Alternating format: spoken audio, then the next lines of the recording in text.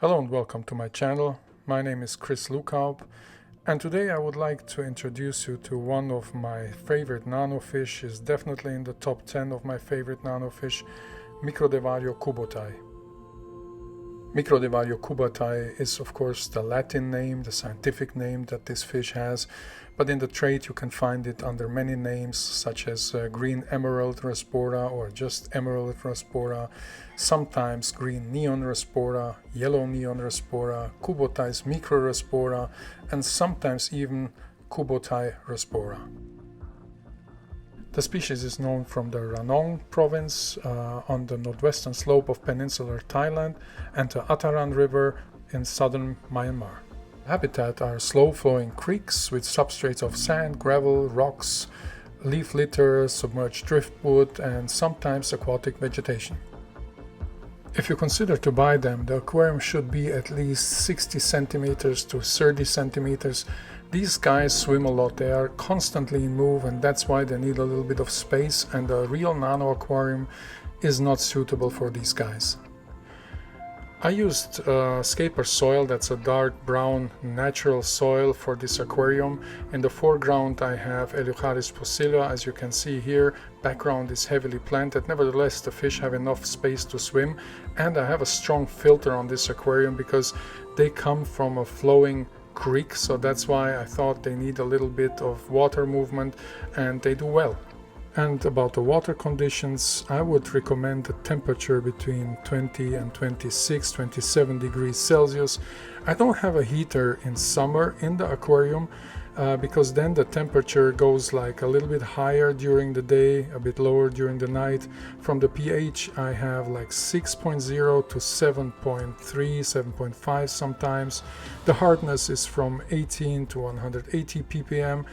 And I do weekly water changes like 40 to 50% because these guys come from running water, and that's why I always want to provide them with some good water quality. Microdevario kubotai belongs to the schooling species groups. In fact, you can find them in nature in groups around 40 to 50 individuals.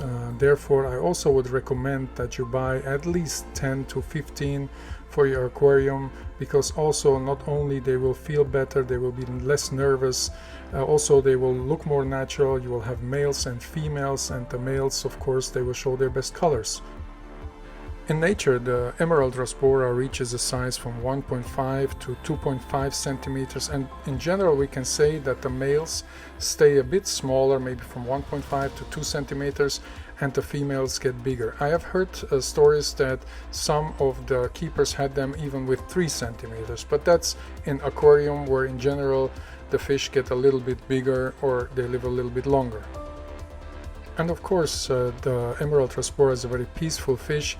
That's why I can keep it with shrimp, and I have mixed neocardina colors because I don't care if I have some transparent offspring. I have them also together with snails, nano snails of the genus Theodoxus. That's a neritic snail that reproduces in freshwater. They are great algae eaters.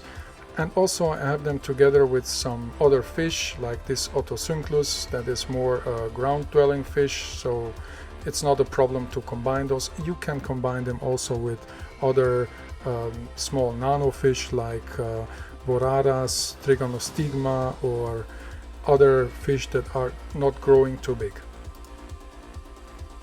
In nature they feed on small invertebrates, algae, zooplankton, but also insects. If they drop to the surface, they will go and get them.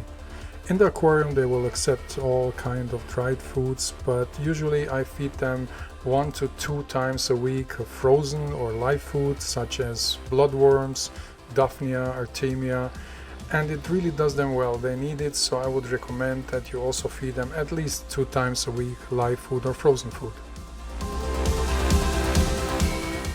Emerald Rasbora have been bred successfully in aquariums, and they are not so hard to breed. Usually they scatter their eggs randomly, very typical among moss or dense aquatic vegetation, I would say, but they will not show any parental care. So if the females have laid their eggs, of course in my aquarium it will be difficult for them to hatch, because I have so many shrimp in there that they will find the eggs and they will eat them, and also the adult fish can find the eggs and eat them. But if nothing happens, if the eggs don't get eaten by shrimp or fish, usually around 3 to 4 days later you can find the juveniles swimming around, but also this depends on water temperature. About the feeding of these small little tiny fish, microworms is okay, Artemia naupli is okay, or powder food, very fine powder food. They will take it and they will grow. I hope you have fun with your Emerald Rasbora. Thanks a lot for watching. See you in the next video.